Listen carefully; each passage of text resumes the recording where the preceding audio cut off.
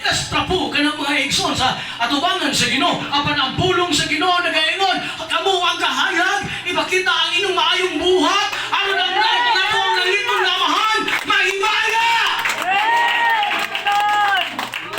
Ug unsay angay inabuhaton mga igsoon, di natutugbangan ug unsay kasuko sa tao. Di tutugbangan ug unsay kasuko sa kuang kapares. Ang akong buhaton, anaa ang pagpaubos, anaa ang pagpailog, anaa ang pasensya, anaa praise God ang nakapaglaom nga ang Diyos. Amen. Nagaingon ang puno nga atong ibasa. Study, show thyself approved, adugan. So dili sulat man ganung ingnon mo ni pastor, kinahanglan ingana ang inyong buhok. Kinahanglan ingana ang inyong sinunuban. Ug dili lang ang inyong mga buhok, ug dili lang ang inyong mga sinuloban, kinahanglan ang inyong sinultihan, kinahanglan ang inyong kasing-kasing, kinahanglan ang inyong huna-huna, magauban sila aron mapanayag ang inyong pagkakristohanon.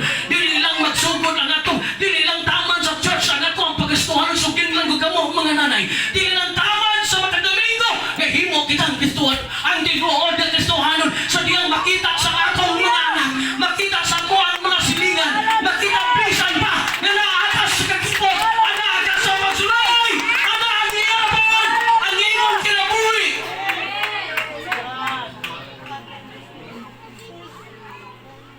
We don't study to show thyself, to show ourselves approved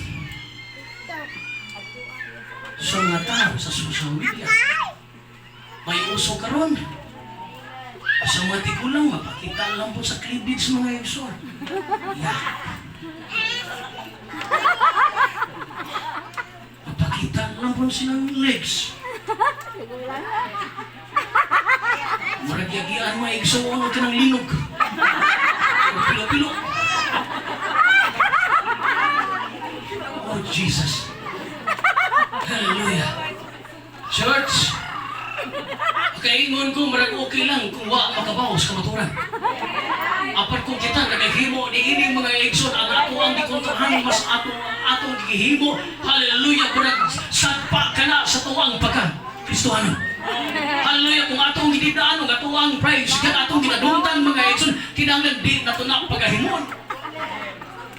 Kung abuan ang uban ng ginahanglan og approval sa mga tao, kung ang uban mo ni uso karon pastor, mo ni uso sa mga Kristohanon pastor, mo ni uso pastor, hallelujah sa mga anak sa Dios, mo ni uso pastor, hallelujah atong gi-compromise ang atuang doktrina, atong gi-compromise ang pagkawalaan sa Ginoo, atong gi-compromise ang pagkamatarong sa Ginoo, you will never get the approval of God. I say it to you frankly. Dili mo madawat ang approval sa Ginoo kung imong adalan, di ka katawag, hallelujah, sa tingog sa Ginoo, sa pabor sa Ginoo, kung imong i-compromise.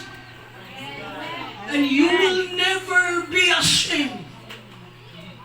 Kung imong giparugan, mga anak, nganong ingani ta, dili tungod kay gitudlo sa inyong papa, dili tungod kay gitudlo ni pastor, dili gitungod kay gitudlo ni Sunday school teacher, ingani ta, kay mauna ang gisulat sa pulong sa Ginoo, nga kita mahimong, hallelujah, para mapinili nga katawhan, kita ang asin sa kalibutan, basin mga igsoon, hallelujah, mga nanay, subok ang malandungon, na usahay ang ato ang pagkabalaan, taman ra, ngadto sa tuwang. Pastor, hindi mo pwede magtanda, Pastor. Trabaho man eh, nabuyan man eh.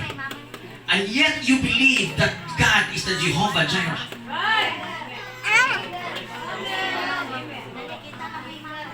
Shame on you! And yet you believe na ang Diyos magatakbo sa imong pangibangan?